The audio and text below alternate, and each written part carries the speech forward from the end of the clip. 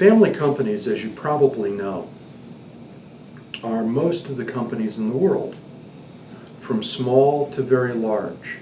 They're about 2/3 of all of the companies of the world, and in most developed economies, they are more than half of the largest companies, and even more than half, around 60%, of all of the publicly traded companies.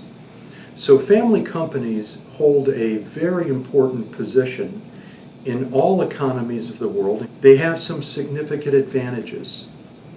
In fact, when you look at and compare the performance of family companies versus non-family companies, what we see is that there are high performers and low performers among family companies, and high performers and low performers among non-family companies. But on average, family companies perform significantly better, meaning that on average they have some important attributes that encourage and permit them to achieve higher levels of performance. And when we focus on the very highest performers among both family and non-family companies, what we see, interestingly, is that the highest performers look a lot like family companies, even if they're non-family.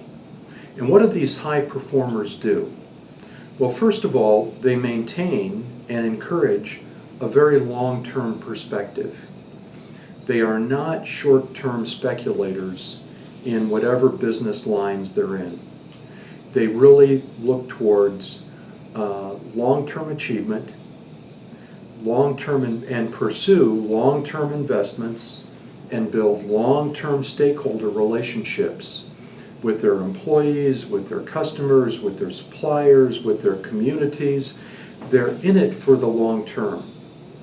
And in addition to this long-term way of doing business, they support that through the persistence of the family that is very proud of its business and wants to maintain its special way of doing business and its standards of excellence in business. And that permeates the culture of the company and encourages the right kinds of people with the right kinds of attitudes to participate in this approach. They also have, on average and typically, very stable and strong balance sheets. They are strong financially because they know that they're going to have to withstand the bumps, the ups and downs of industries and economies. And by maintaining a strong balance sheet and focusing on investments that really pay off, they are able to maintain a positioning that gives them a longer term higher performance, even though some companies with shorter term perspectives and perhaps with a lot more capital may outpace family companies in the short term.